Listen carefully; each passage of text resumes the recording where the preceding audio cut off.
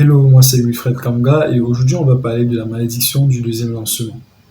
Pourquoi la malédiction du deuxième lancement? Parce que je sors justement d'un deuxième lancement avec un client et au cours de ce lancement-là, on a eu un point juste avant, en milieu du deuxième lancement en question, on a eu un premier point bilan dans lequel il faisait comprendre que s'il a fixé la barre extrêmement haute pour ce deuxième lancement, c'est parce que il voulait briser en fait la malédiction du deuxième lancement qui fait que en général les gens lors de leur deuxième lancement vont faire moins de ventes que lors du premier lancement.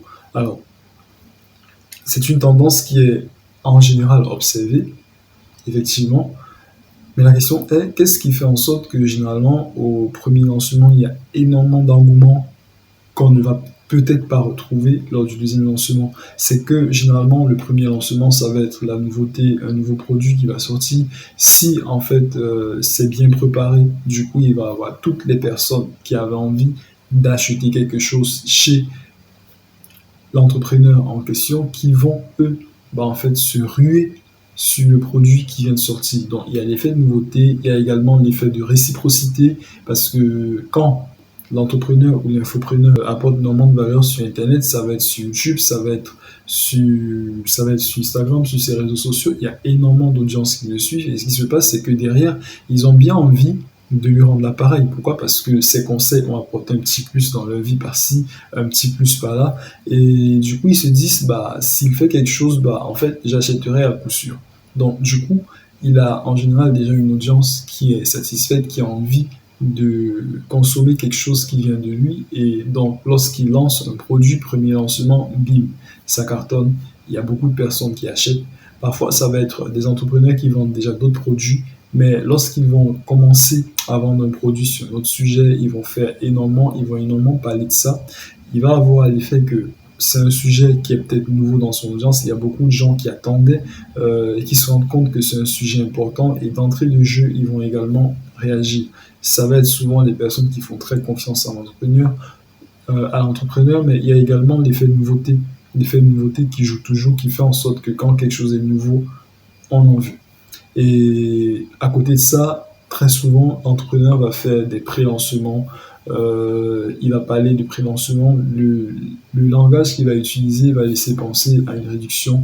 Parfois, il va faire effectivement cette réduction-là, mais le langage qu'il va utiliser va laisser penser à une réduction pour les premiers arrivés, c'est-à-dire une réduction en fait, du fait que l'information elle est nouvelle, elle est en train de sortir, et donc il y a plus de personnes qui vont arriver. Maintenant, souvent le problème qui se trouve, c'est que au deuxième lancement, beaucoup de personnes, beaucoup d'entrepreneurs, beaucoup d'infopreneurs vont se retrouver à vendre le même produit au même prix. Et malheureusement, quand ils se retrouvent à vendre le même produit au même prix, ce qui se passe, en fait, c'est que derrière, la grosse base qui attendait le produit à fond, qui était en mode, en fait, on attend qu'il sorte quelque chose pour acheter chez lui, cette vague-là, elle est déjà passée. Donc, du coup, souvent, il va se retrouver avec moins de personnes qui achètent, et ce qui fait en sorte que systématiquement, on se retrouve avec moins de ventes. Maintenant, la question, c'est comment faire face à ça, parce qu'il y a pas mal de choses qu'il est possible de mettre en place pour faire en sorte qu'il y ait plus d'argent qui rentre, mais pour faire aussi en sorte qu'il y ait plus de conversion. Donc, du coup, ce qu'il va mettre en place, ça va être premièrement, de capitaliser sur le premier lancement qu'il avait fait parce qu'il y a déjà un produit qui a été lancé. Ensuite, deux, ça va être d'augmenter les prix. Alors, les deux sont intimement liés, je m'explique.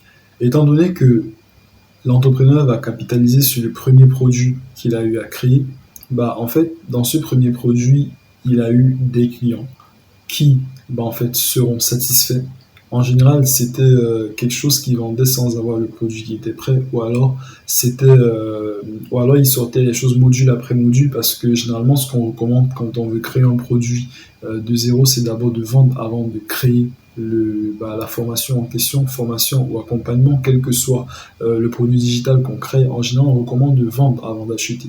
On recommande de vendre avant de le créer, parce que si on se rend compte qu'il n'y a pas assez d'engouement, en fait, il est clair que on va pas se taper tout un travail de malade à créer le produit. Mais si on se rend compte qu'il y a de l'engouement, en fait, on a là une réponse claire du marché qui dit ce produit nous intéresse, on le veut, donc du coup on crée le produit en sachant que en fait ça marche, il y a déjà de l'argent. Et en plus, ce qui est intéressant, c'est que quand il y a assez de chiffres qui est rentré, derrière, derrière,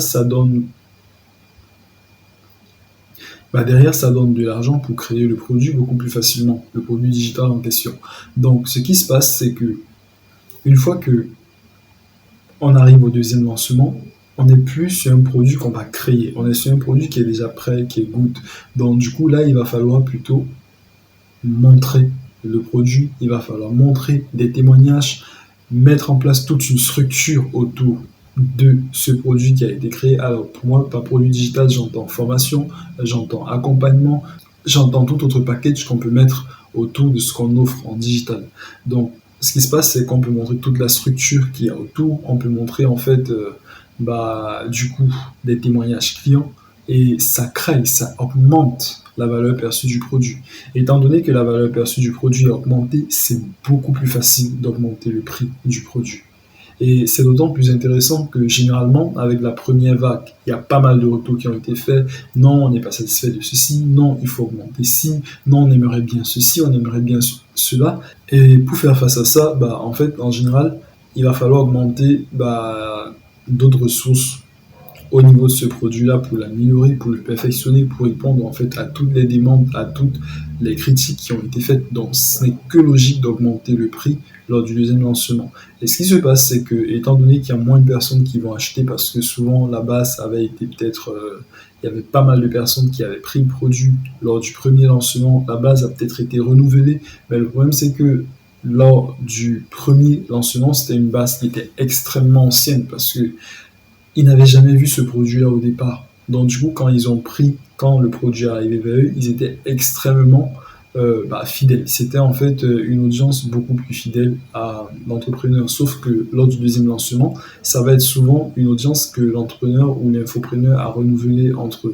le premier lancement et le deuxième lancement.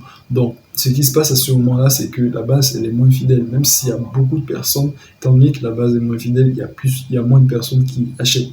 Mais vu que le prix a augmenté, ce qui se passe, c'est que derrière, il y a plus de chiffre d'affaires qui est fait. Bon voilà, avec ça, tu as largement, mais vraiment très largement plus de chances de faire en sorte que ton deuxième lancement apporte plus de résultats, plus de ventes que le premier lancement.